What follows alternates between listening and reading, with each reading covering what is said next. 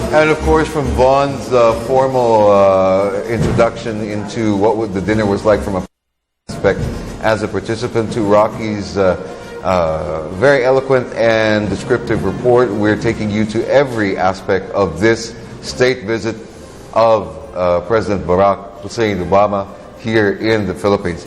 Stephen Cutler, a political analyst who is based in the Philippines, has been here before in both an official and now in a private capacity as the man who basically analyzes things for both corporate and government. That's right. and how to work things together in this relationship. An American. You've seen it from different sides, from the U.S. government perspective and, of course, from the Philippine side as an expat based here now. What does this visit mean in terms of the American expat community here and in terms of greater cooperation overall? How do you see it? What's your analysis, Mr. Cutler? Well, I'm very excited about the potential for the things that will come out of it. From an expat's perspective, I don't think it'll really change or affect an expat's daily life, the civilians. What I think it does, though, from an expat perspective, it raises the cooperation and it raises the ability of the Philippines to move ahead in its preparations for whether that is an armed attack as defined by the Mutual Defense Treaty. The new that's correct. The EDC, new Enhanced Defense Cooperation Agreement. But I think even more importantly, it helps upgrade the capacity of the Philippines to respond to all sorts of emergencies, not just an armed attack, but even in disaster situations. How does this help, specifically when you talk about these new agreements? Okay, you have the EDC, it's a new agreement, it's a new document, but there is a mutual defense treaty already. When you talk about this from your perspective, dealing with law enforcement here for the United States government, and when a new treaty or agreement came up on implementing certain aspects of law enforcement and cooperation between the two countries, how did that help? The mutual legal assistance treaties that we have, the extradition treaties, have actually worked quite well. The police-to-police cooperation between the Philippines and the United States, whether it's with the National Bureau of Investigation, the Office of the Ombudsman, the Philippine National Police, have all worked very well in the past. One of the things that I want to suggest, though, is that this enhanced cooperation between the national security services allows for an across-the-board enhancement. A mutual defense treaty is restricted just to thinking about an armed attack.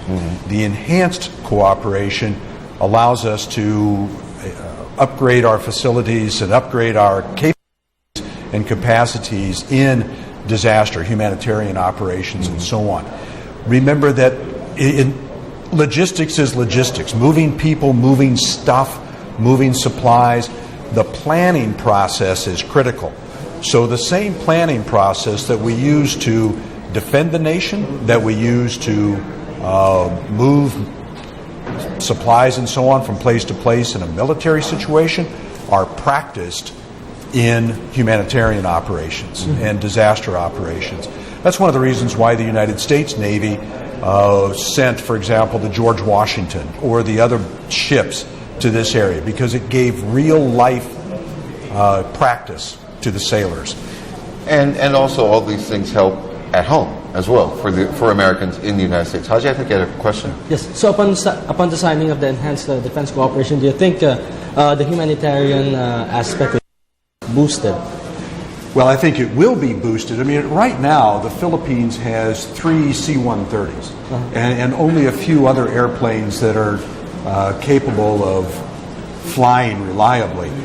That needs to be vastly upgraded. It's the Philippines with 3 C-130s is not able at this point to move the supplies that it needs into a disaster area the size of the whole earthquake, followed almost immediately by the Yolanda disaster. I mean, that requires a huge amount of transport, which is one of the reasons why it was incredibly valuable to have the resources of the U.S. Navy here, and to have those in place and practiced beforehand.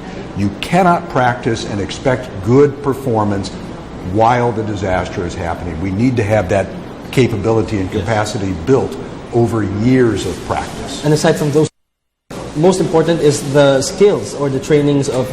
Exactly. Haji, thank you for re-emphasizing that, because it isn't just about equipment. We can have very cool equipment. The Philippine military has people of great capabilities and skills, but they need practice. Yes. Constantly, the skills are degradable, and that's what this will allow us to do. So that's why this Enhanced Defense Cooperation Agreement is very important. It's very important to keep that training constantly on guard. You know, we've got some people here that have combat experience. That's very, very good, but that combat experience is only at the company and maybe at the battalion level as far as an enemy. What we are presented with these days in the external threats are brigades and corps and entire armies, and we need to practice and upgrade those skills as well. So what you're saying is special operations, the Philippines can on a small unit basis, maybe a company level, but if there were ever a need to work on a much larger scale, brigade, divisions, this is where this Defense Cooperation Agreement comes into play. That's right. I think the Philippines has some outstanding experience at the small unit level. I won't say that it's unbeatable, but it is very, very good in the worldwide scheme of things. But because they haven't faced the corps level and the Army level, they need to upgrade in those areas, and that's where I think this enhanced agreement can help do that. And moving forward from that, there are other agreements that were signed on the business side of things. You do a lot of security compliance analysis for American firms. How does this help their stability review when they decide, okay, we're going to choose Malaysia, or we're going to choose the Philippines, or we're going to choose Thailand? How do these things help business confidence? I think it vastly improves that arena as well, because as the Philippine nation begins to focus more on these other aspects of national security, it's one thing to buy bullets and rifles and things like that. Those are important, and jets and so on. But even more importantly is improving for example, the cyber security capability, the redundancy and the speed with which the internet works, the ability for the BPO industry, which is a critical part of providing jobs. About 900,000 jobs are there right now. It's huge for jobs for Filipinos. And that's just Metro Manila. But we need to make sure and that's a great point. That needs to spread out from Metro Manila. That needs to be pushed out throughout the entire country. Compliance is another aspect. And compliance is huge, because we've got to make sure that these businesses know that this business environment is a stable one that they can rely on. And I think the agreements that came out of this visit and the build-up to the visit are critical in that area. So when you look at it from an overall perspective, of course, obviously there's some immigration issues that have been raised. Some groups are calling for the TPS, or temporary protected status, to try and extend the stays of American-based Filipinos who would be going back to nothing, going back to Bohol or Zamboanga or Tacloban, or places in other areas affected by the recent disasters of last year. How do these things also improve when you have face-to-face meetings? How do government agencies, the federal government in particular, work better after these types of things are discussed at the leadership level?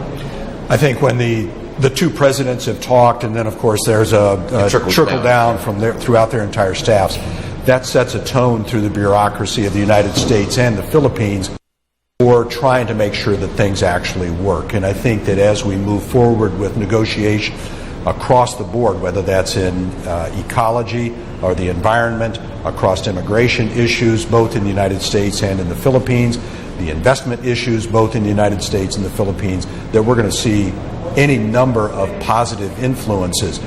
Maybe not by May 1st, but certainly over the coming months. So when you look at it beyond, in the deep beyond, a lot of people have this perspective, and President Obama's statements in Japan were Article 5, the Senkaku Islands are part of Japan. The United States recognizes that as part of Japanese territory. We will defend Japan. Last night in Malacanang, he said the Philippines will be defended by the United States as part of the 1951 Mutual Defense Treaty. Categorically said the two things. Yet you still hear criticism, critics who down. What's your reaction to that? What other thing? You are very active on Facebook and on Twitter and social media, but you also mentioned at one time that are Filipinos also willing to defend the United States if it were an equal position? Do you still believe those things need to be taken in perspective also? I think there's a couple of points that I want to emphasize. One is I think the critics and the naysayers, if you want to call it that, they are an important part of the discussion. I think it is critical for those people to be able to speak their voice and to know that they are heard and that they are listened to. That said, I think they are wrong on any number of points. For example, let me back up. I think it is important for the Philippines to actively pursue and come to a resolution of its territorial disputes so that there isn't any doubt of what islands belong where. I think it's important for the Philippines to understand that, for example, the South China Sea and out of that then the West Philippine Sea is still considered part of the Pacific Ocean. That has been long established, contrary to what I've heard recently, that it is not part of the Pacific. But the Mutual Defense Treaty does obligate the United States and the Philippines to come to each other's assistance in the case of an armed attack. Not just a confrontation, but an armed attack.